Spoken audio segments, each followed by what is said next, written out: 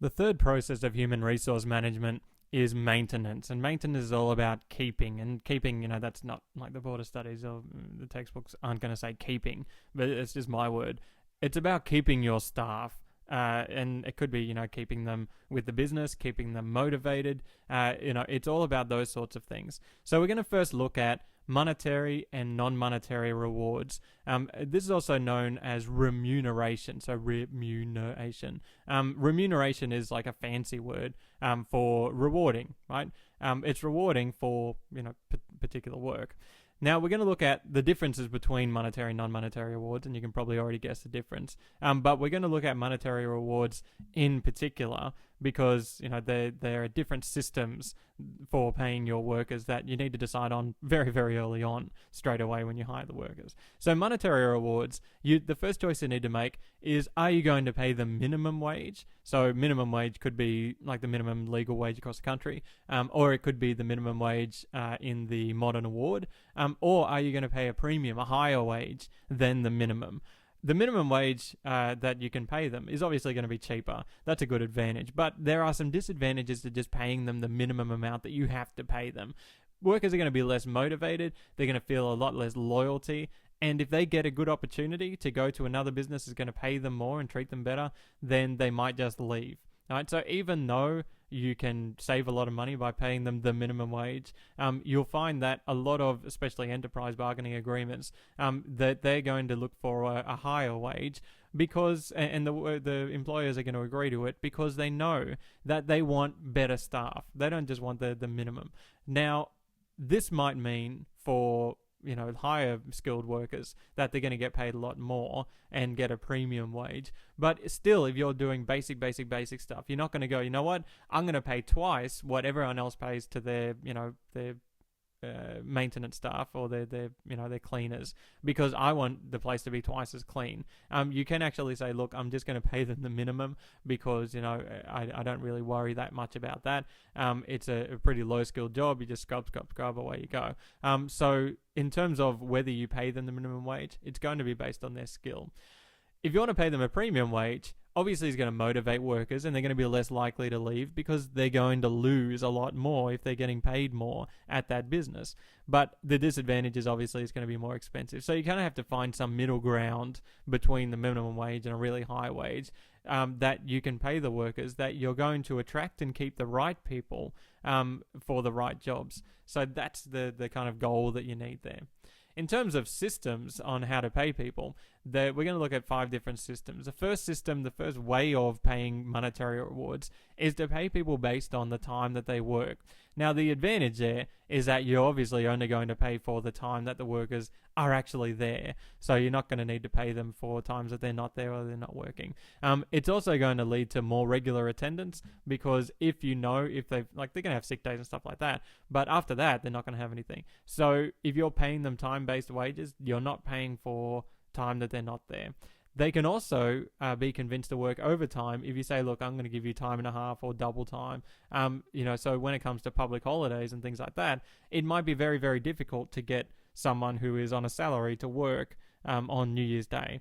But someone who gets time-based wages, you're going to say, hey, you know what? I'm going to give you twice as much. I'm going to give you 2.5 times as much as you normally get per hour. And you often do have people like fighting over it. And they have to split the day up into smaller shifts and things like that because, it's going to cost the business a lot of money. But lots of different people want that, that double time or that double time and a half during those busy periods.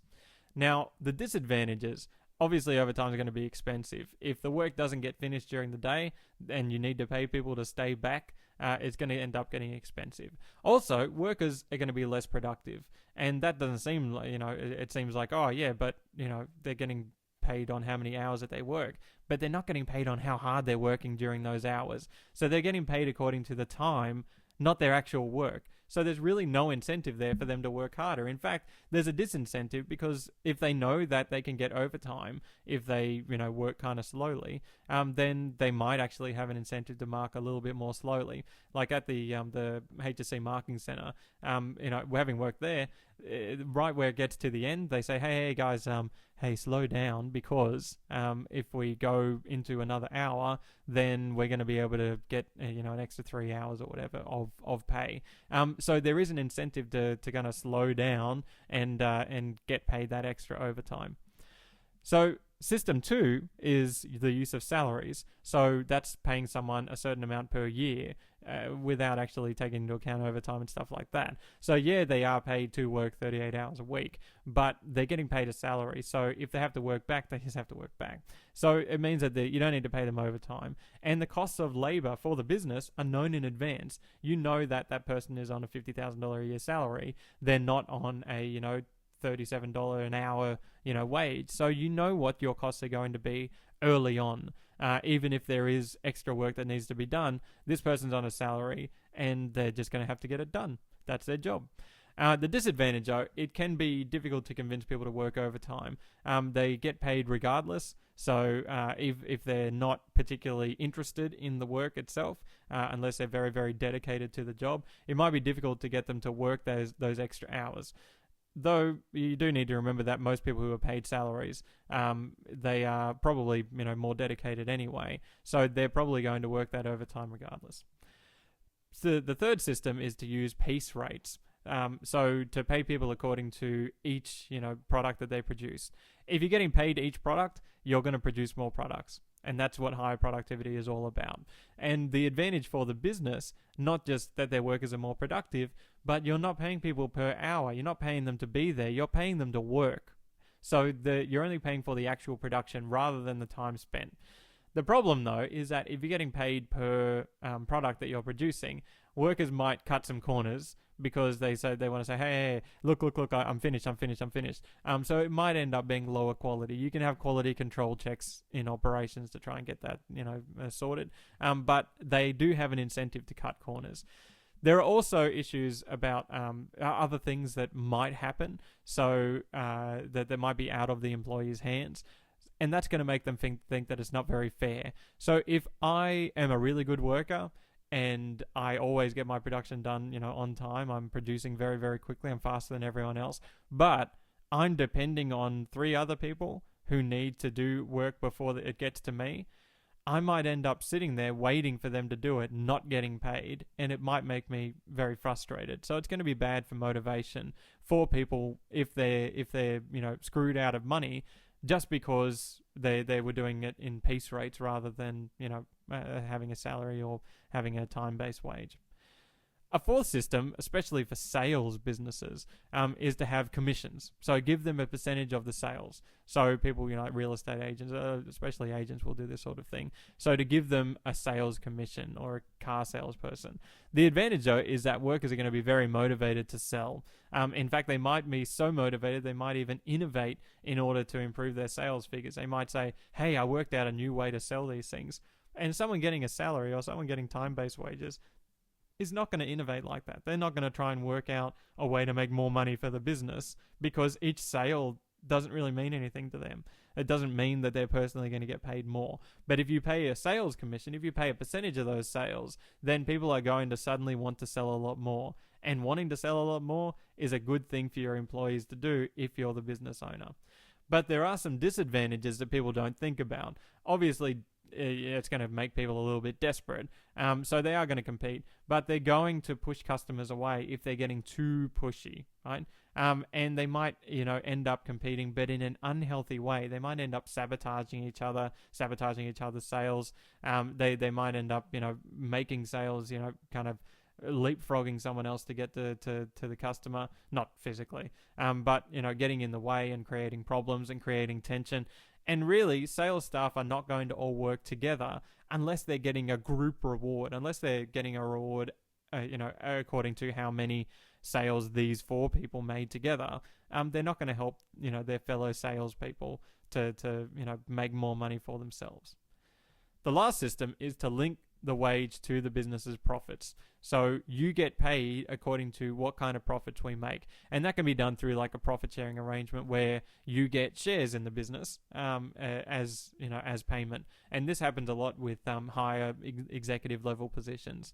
The advantage is that workers are going to be motivated not just to do their job properly, but to improve the entire business. And they're also going to be less likely to leave because while they're still working, while they can still have an effect on the profits of the business, they are going to try and make those profits as high as possible. So they're going to be less likely to leave. They're going to want to stay and help. The disadvantage, though, is that workers, they only have a certain amount of control over the profits. They might be really demotivated if they've been working their guts out, but someone else or somewhere else along the line, maybe the marketing department screwed them over and made some bad ads, and they're not making sales because of that, not because of their work or their lack of hard work. There are also free riders who might not want to contribute. If you're linking the wage to the business profits, you might, like if you worked at Apple and you got some share of the profits, you might you might become a free rider. You might say, we're always going to be making profits. Look at all these incredibly hardworking people. I might just be a free rider. But there are other ways through the HR department that you can weed out free riders, and they've obviously done that because they're making an enormous amount of money. So they can get rid of those people in different ways. They can have like performance reviews and things like that, while your wages are also linked to the business profits. When it comes to non-monetary rewards, non-monetary remuneration, this is the part of your remuneration that isn't counted as dollars, and we're going to look at the entire spectrum of them, from all the things that are easy and cheap and really low risk to all the things that are really, really risky and a higher cost and or more difficult. So things like praise from your immediate manager is easy, it's free, and it's very, very low risk. Unless you are doing it in like a sexual way, it's very, very low risk. So it's very, very easy to just praise the worker and say, hey, good job. And they go, oh, wow, I feel good. My manager said that I did a good job. That it didn't cost anything, and it could actually motivate you to work harder. Getting attention from the higher leaders is also another way. So they do things like through newsletters and stuff like that. Oh, Bill from accounting did a very good job. Oh, well, very good. Getting that attention, no, I'm going to put it on the fridge, can motivate a worker as well. Giving them professional development opportunities can be a little bit expensive, but it's pretty low risk because they're probably going to learn something that's helpful for the business. But it's not as easy as praise. You need to actually organize it and tailor it to the person. You might also give them an opportunity to lead a project or lead a group, give them like a promotional position without actually giving them extra money. Giving them that extra responsibility often makes people more motivated to do a good job because now they're much more responsible. You can also do things like company cars, free childcare. Those sorts of things can also contribute to how the worker sees the business, because if you get that company car, even though it can be a little bit expensive, it's probably not going to be that difficult. You just go through a higher company and away you go, but it's going to be a higher cost, but it could be worth more to that employee than the extra money would. If you said, look, we're going to hire a car for $190 a week or something, instead of paying the person $190 extra dollars a week, that extra money might not have done anything to the employee in terms of their motivation. But having that company car, they might go, ooh, there's a bit of prestige there. And free childcare can be, genuinely helpful. Having flexible work schedules is, one of the big non-monetary rewards, that is being used more and more. But that's pretty risky. Allowing people to kind of work the hours that they want to work. But it is a big reward. It is something that you can say, you know what, we trust you so much, and it can pay off enormously. The other thing in maintenance is looking at working conditions. So really the choice here is between having a nice relaxed environment or having this constant pressure to perform and do a good job. Now, having a relaxed environment, it seems like it's not a good idea, but there are advantages to the business. It can be a competitive advantage. So in terms of, if employees are people who could be an employee, if they're looking at 3 different companies, they're going to choose the one with the most relaxed environment. It's unlikely that they're going to choose the one where they're going to be the most pressured unless there's more money there. They're going to choose the one that says, oh, hey, you know what? You turn up around 9-ish. they're going to like that relaxed environment. So you might actually be able to get the really super duper outstanding employees because of that relaxed environment. Because people who are very, very high skilled, generally they like that relaxed environment. They appreciate that relaxed environment. They feel more trusted. And that means that they're probably going to be more likely to go the extra mile to protect the business because they've got a nice job. They have nice working conditions, and it can be worth much more to them than money. It's also going to lead to less conflict between managers and employees, which is another thing that the HR department will end up having to deal with down the line if the conflict gets more serious. But there are some disadvantages. If you're an unmotivated worker, it's unlikely that McDonald's would work at all in having a relaxed environment, because unmotivated workers or just lower skilled workers, they're just going to take advantage of it, and so they should, right? It's a human thing. I'm not saying it's bad or good. I'm just saying it can be exploited by unmotivated workers. It's also going to make things a lot more difficult. If you're a manager and you're working in a very relaxed environment, you might not appreciate not having control over your workers all the time. You might actually prefer to be able to say, you know what, I want this on my desk at 9 o'clock, or it's going to make it much more difficult, because the managers are going to need, they may even need some special training or special skills to motivate workers in a relaxed environment. How do I motivate workers if they're calling me by my first name, or they're coming in whatever time that they want, or whatever? How do I motivate them? Because you're going to need to look for other ways other than just yelling at them. When it comes to having a pressure to perform, like a pressure cooker kind of business, even unmotivated workers are motivated by fear. If they're worried that they're going to lose their job if they don't perform, then they're going to be motivated to do the work that they're told. And it's also very, very easy to manage for managers. You don't need any special skills. You just need to give them deadlines and say what the consequences are, and you give that pressure to perform. It also, could be a huge power trip as well for the managers, and they might really enjoy it. There are also some disadvantages, though. What it does, instead of trusting your workers and then they trust you back and they have all nice feelings and they go the extra mile for you, by having this pressure to perform all the time, it's going to encourage minimum compliance with instructions. I am going to do whatever I need to do to not get fired, and that's it. Right? So, people at McDonald's are not going to go the extra mile. They're just going to do whatever it is they need to do, right? They're not going to innovate or anything like that, because there is that pressure. There is, okay, that's beeping and you got to do that and you got to do that.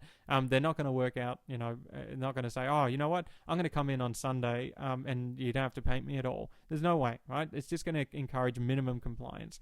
It also requires discipline for non-performers. So if you have this pressure to perform, it can't be just empty threats. You have to be able to say, you know what, you are going to perform, and then you need to have like disciplinary, procedures and ways of doing things like that. And that can cause resentment. It can cause conflict, because adults, just like students, don't like being yelled at or don't like being, pressured to perform all the time.